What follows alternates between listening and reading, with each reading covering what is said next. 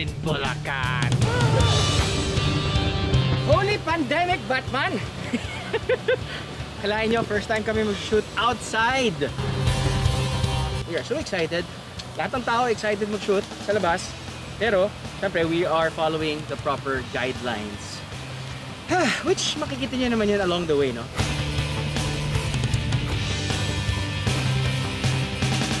But what we're trying to do here is, we are trying to set a precedent kung paano nga ba bumiyahe ngayon. Lalo na, parang walang clear picture, walang clear na line na parang, okay, ito ba namin pwedeng gawin? Ito ba yung pwede namin gawin? Ito ba yung hindi namin pwedeng gawin? So, in the course of our biyahe, starting with this episode, yun yung susubukan namin gawin. We will try to make it clearer for you, mga biyaheros. Teka, saan ba ako pupunta? Na-miss nyo ba kami, biyaheros? Siyempre, miss na rin namin kayo. At ang pinaka-miss na nating lahat, ang bumiyahe. Dahil unang labas natin pagkatapos ng ilang buwan sa loob ng bahay, aba, hinay-hinay muna tayo. Doon muna tayo sa malapit, pero may promise of adventure. Mabuti na lang, may mga lugar ngayon na bukas na para sa mga turista. Isa na riyan ang Doña Remedios Trinidad o DRT sa probinsya ng Bulacan. Una sa listahan ng pupuntahan natin ay ang 13 Falls sa Barangay Camachin. After all, outdoor adventures are recommended over indoor activities. Kaya, go na go tayo dyan, guys!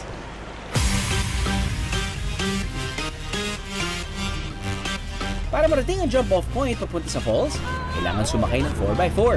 Aabutin din ito ng 15 to 20 minutes.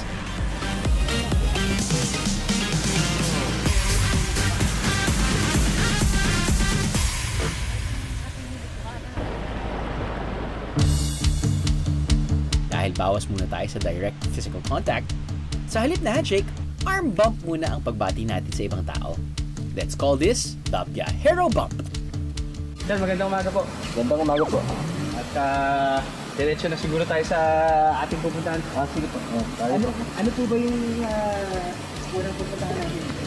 So, ang una po natin magagat namin yung ito po yung trail na ginawa ng tao. Tapos, madadatan po natin yung entry, yung entrada po ng ating 13 falls. 13 falls, okay. Kailangan mo na mag-trek ng 5 hanggang 10 minuto para marating ang falls number 1.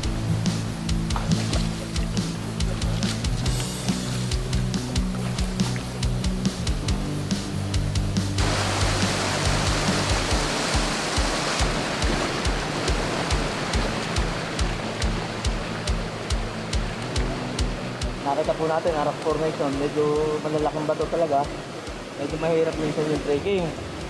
Ngayon po, may porsyong madulas, kaya inaabisuhan natin yung mga guests natin na huwag tutungtong sa mga basa na bato kasi may porsyong madulas. Mula sa Falls 1, 10 minutong trek lang ay mararating na ang pinakasikat sa lahat ng falls.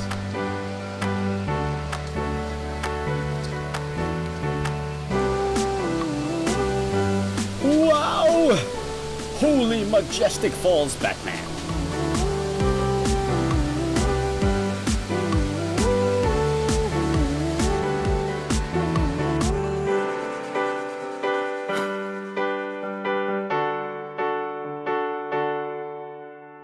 Para maraming mapuntahan dito sa DRT, umpisahan natin ng maaga. Yung bang madilim pa, trekking agad kahit kagigising mo pa lang. Konting hintay.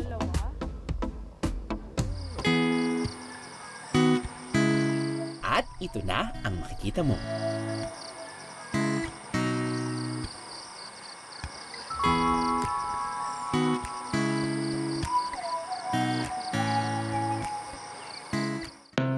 Ito ang Sea of Clouds sa Cabayunan View Deck.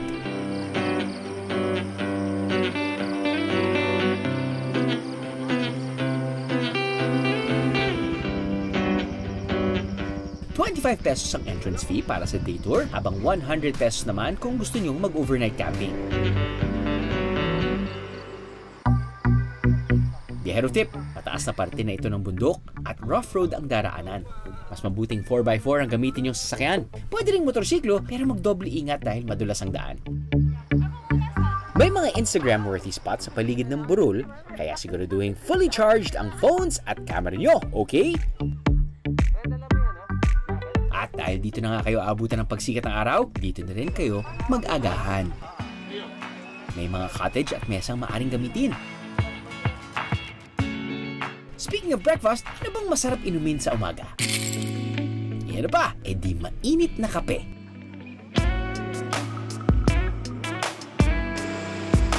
Kilala bilang fruit-bearing capital ng DRT, ang Barangay Tablak. At isa sa pinagmamalaki nilang produkto, ang kape.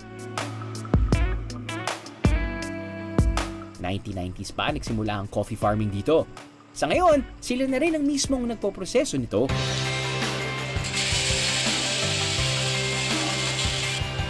Mula sa roasting ng coffee beans,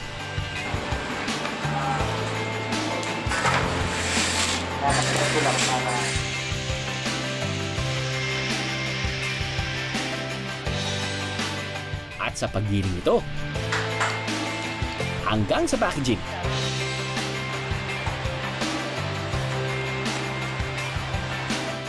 Saktong pasalubong na yan, natatak DRT.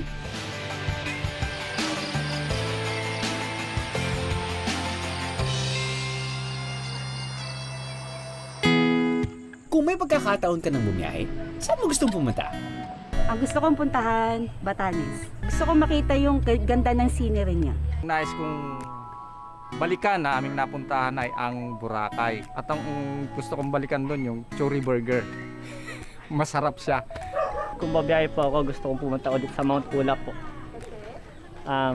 Since yung takot po ako sa heights, gusto ko po maranasan yung ganong katataas na lugar para po maharap ko po yung kinakatakutan ko. Good choice, biyeheros! Pero dahil nasa gitna pa rin tayo ng pandemya, may mga bago tayong dapat tandaan pagdating sa pagbiyahe. Saang lugar nga ba pwedeng makalanghap ng sariwang hangin kahit na naka-face mask, makakita ng magandang view, at makakilala ng mga kawiling-wiling tao sa kabila ng physical distancing protocols? Meron yan sa DRT. Noong 1977 actually na-create si DRT by virtue of PD 1196. Kumuha ng portion ng Norzagaray, ng San Ildefonso, San Miguel, San Rafael, at until mag-emerge nga si DRT na pinakamalaking bayan sa lalawigan ng Bulacan. Actually, 1/3 ng buong lalawigan ng Bulacan ay Doña Remedios Trinidad. Bago actually dumating si COVID, nag-gain na ng momentum ang tourism ni DRT. Dati ang mga tao sa DRT ay nag-rely sa illegal forest activities, pag-uuling, illegal logging. So nung nag-gain na ng momentum si DRT, medyo tumigil na yung mga tao sa illegal forest activities. Kaso nung nag-lockdown, bumalik na naman sila dahil wala ngang opportunity.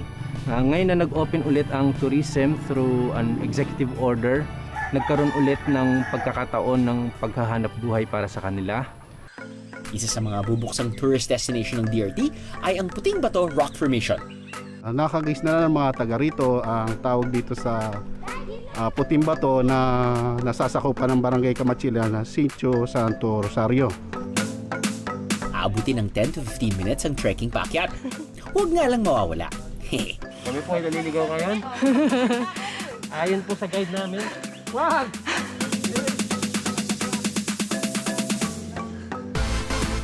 Konting akyat pa, mararating na ang tuktok nito. Dahil bago pa lang ang puntahang ito, makipag-ugnayan muna sa Barangay Kamachile bago kayo pumunta.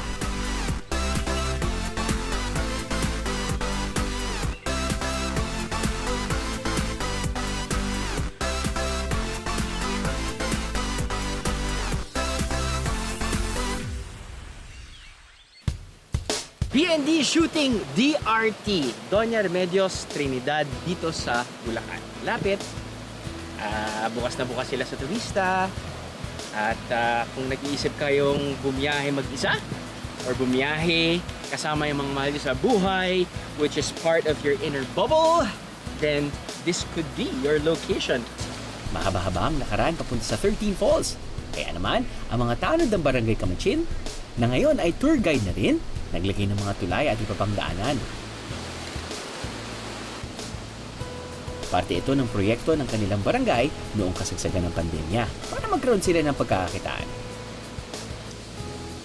Dahil sa mga ginawang daan na ito, mas madali nang marating ang main attraction ng 13 Falls.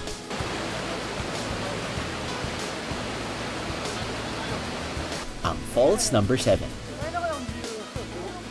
So bali ang lalim po niyan, sa may tapat ng falls hanggang dibdib po yung tapat niyan. Pwede po kayong tumapat diyan na para pang minamasahe yung likod.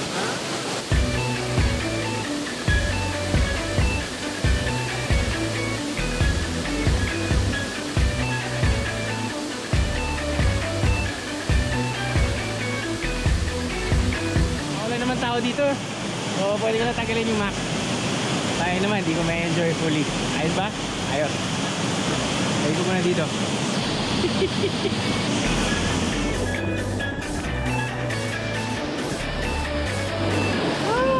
Nakalabas din! Nakalahay mo, nakalabas din!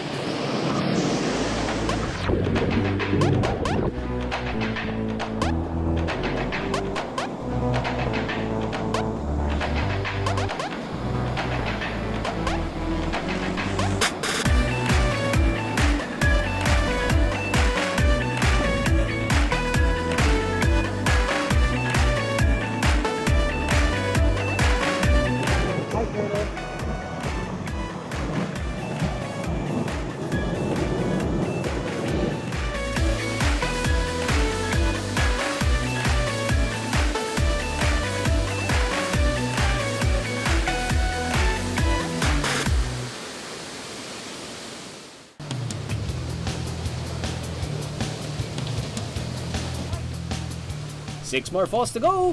Larga na ng makarami!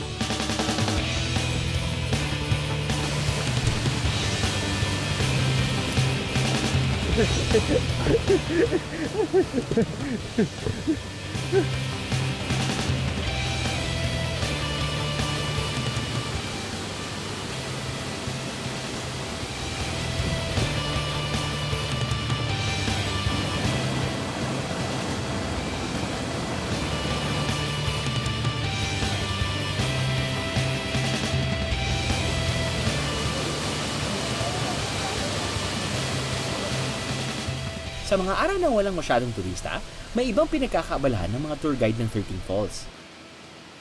Tulad ni Tatay Ernesto. Kapag panahon ng pagtubo ng tiger grass, ang paggawa ng walis tambo ang hanap buhay niya. Nagsimula ako mga 10 taon ng mahigit. Tuloy-tuloy lang siya man. Hindi man siya masyadong kalakihan pero hindi ko siya pinababayaan.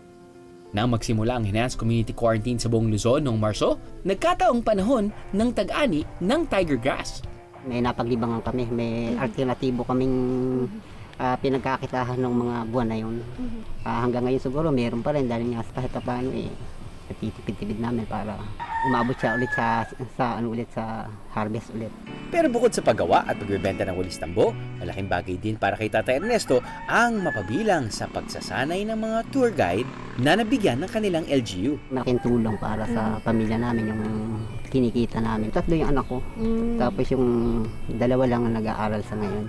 Sa kabila ng pandemya, patuloy ang pagsusumikap ni Tatay Ernesto gamit ang kanyang mga kakayahan. Kaya ngayong bukas na ang turismo sa DRT at iba pang lugar, huwag nating kalimutang pasalamatan ng magigiting nating tour guide na sinisigurong ligtas at sulit ang bawat biyahe natin. Okay? Alright! O balik tayo sa falls!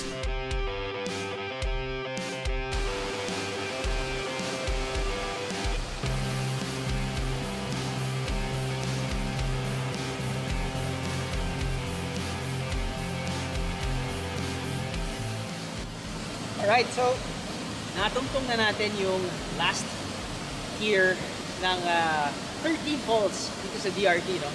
And I must say, there are so many reasons why you should choose this multi-tier falls over most falls. One, it's one way.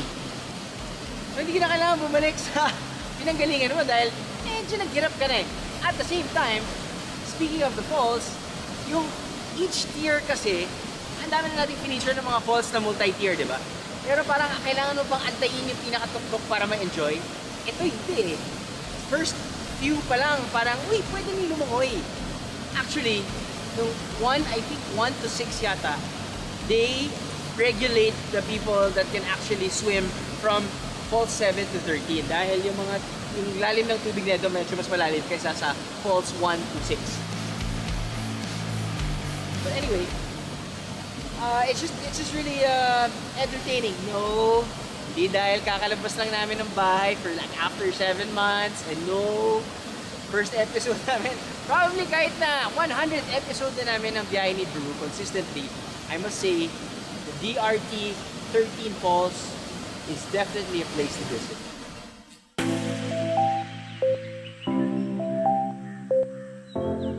Sa dulo ng 13 Falls, matatagpuan isang eco-farm. Dito maaring magpahinga pagkatapos ng mahabang lakaran. May camping spots din, kaya pwede mag-overnight.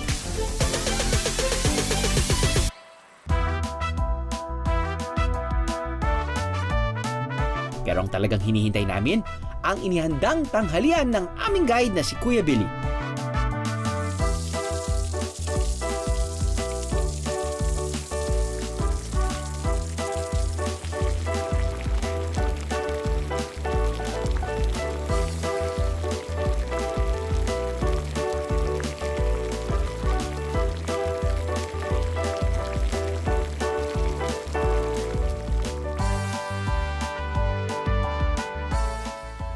Gutom na ako eh. Pero, first things first. Wala akong nakaupo pero hindi. Natayo ako. Okay, pwede ko naman tanggalin yung mask ko dahil wala naman masyadong tao. No? Ito yung parang sinasabi nilang culminating activity. Kapag natapos yun ng 13 Falls, pag ahon mo dito,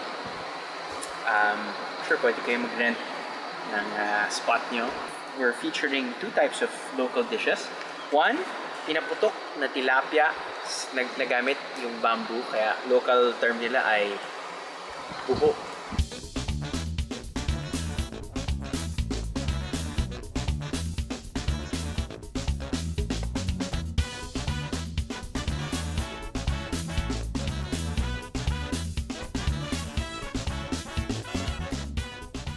Pangalawa naman ay binalukawan. Binalukawan na manok. Para siyang sinampalukan na manok. Pero ang gamit nila na pampaasim ay bilukaw. Ito ay puto. Hindi lang pala.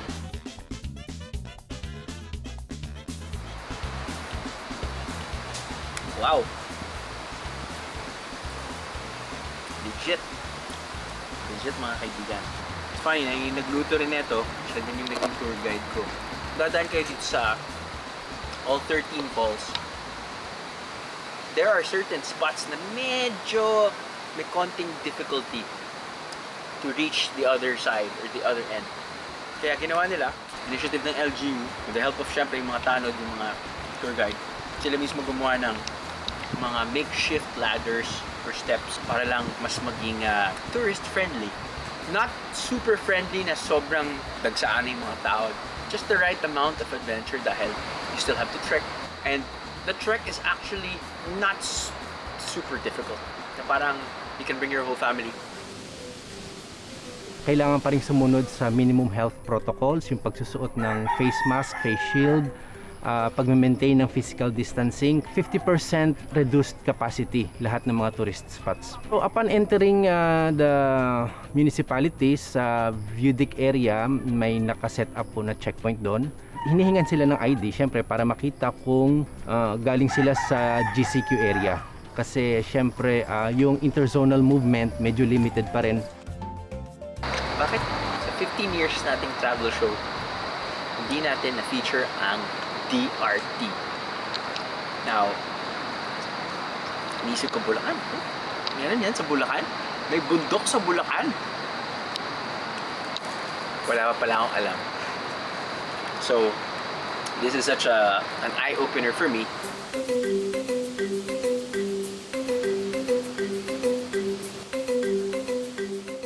Right now, we're trying to maximize our geographical convenience para lang hindi tayo masyadong lumayo at pinapakita rin namin sa mga tao na pwede pala lumakbay doon. Meron pala nun, pwede pala mag-bike doon. Hindi pala kailangan ng travel pass. Hindi pala kailangan ng medical certificate. Hindi pala kailangan ng swab test result.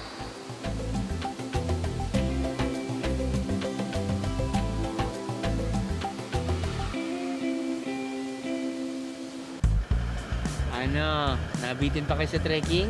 Wow! Fit na fit! Galing quarantine! Ayos lang yan. Meron pa tayong aakitin. No? Tama ka?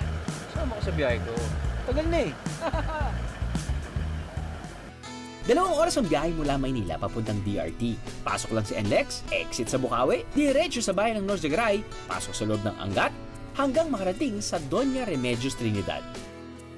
May mga tourist destinations sa DRT na mas madaling puntahan. Sa Sitio Armstrong, Barangay Kamachile, may bagong tuklas na lugar na noon ay palaruan lamang ng mga lokal. Di nagtagal, naisip din ng barangay na ayusin ito at gawing tourist spot. Ini-encourage ko po lalong-lalo na po yung kabataan namin dito. Nalinisin po kasi po ito po isang biktima po ng vandalism ng mga nagpupunta pong mga tao dito. Para maiwasan na ang vandalism sa loob at labas ng kuwebang ito, nagtalaga na ang barangay ng mga guide na sasama sa mga turista.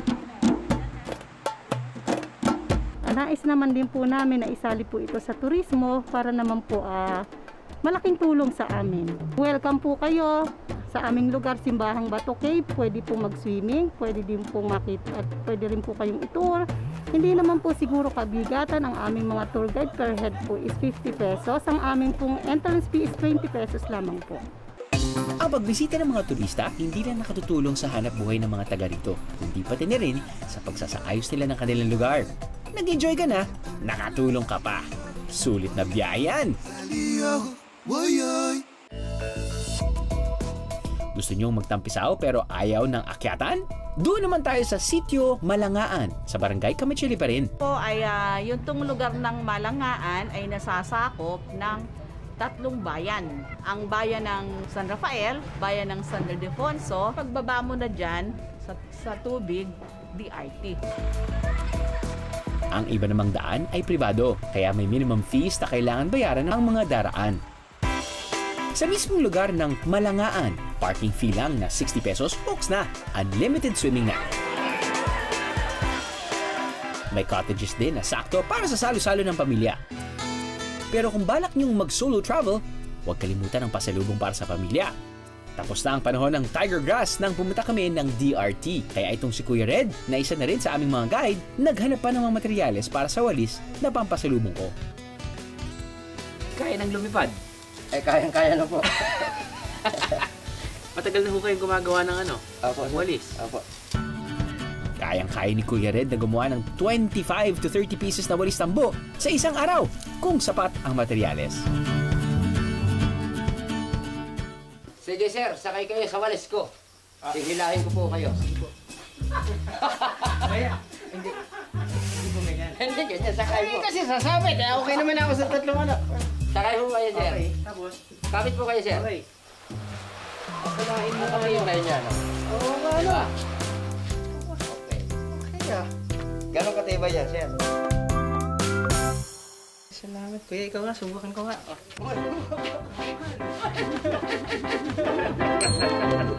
Kuya Red, maraming salamat ha. Siguradong magugustuhan to ng biyenan ko.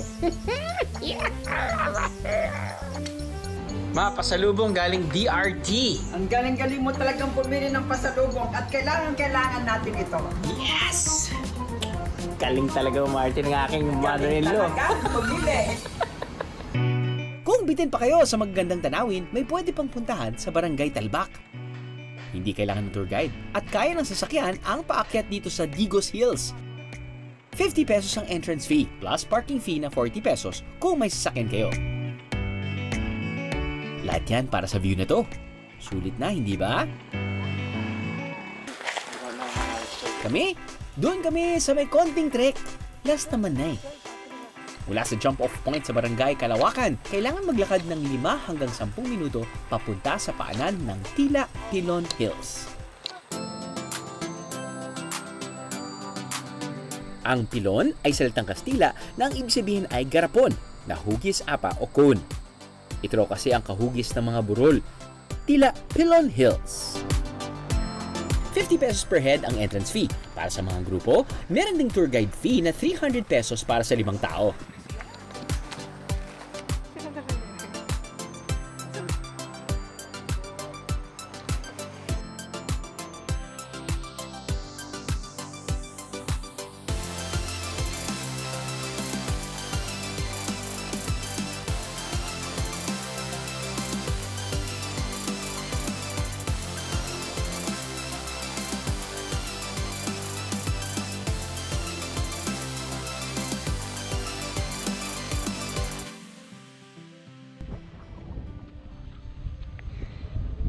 Are we even in Bulacan? Yes, we are. DRT, baby.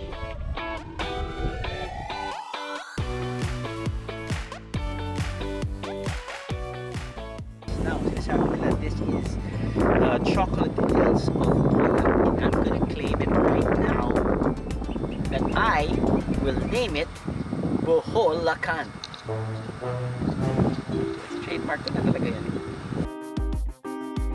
Sometimes I actually forget what the reason why we are here.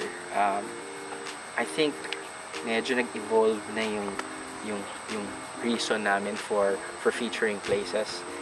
Before it was really just a job, and then it turned out to be an advocacy, and now it's pretty much like I think we need to inform our viajeros, our faithful viajeros and travelers how to travel properly. And this episode hopefully sets the tone. So ano tayo, parang walking on eggshells, testing the water, and then we will do that for you. Natutulungan yung turismo. Siyempre kapag natutulungan yung turismo, kasama na dyan yung hindi small, hindi medium, small. Ito yung mga maliliit na negosyo ng mga tao na nakatira dito, katulad ng na-feature natin na Walis. Diba? Kapag mapupunta na naman dito yung mga biyero, makakabili sila ng pasalubong. In doing so, you're gonna be responsible for a lot of lives. So it's a win-win situation. All we ask for is you follow simple guidelines of that specific LGU. Of course, kasama na dyan, wear your mask, wash your hands, and then be adventurous. High five. Ay, iba na. Thank you so much for watching Behind the Drew videos on YouTube. Please like and subscribe the official YouTube channel of GMA Public Affairs. Just like that. Like and subscribe.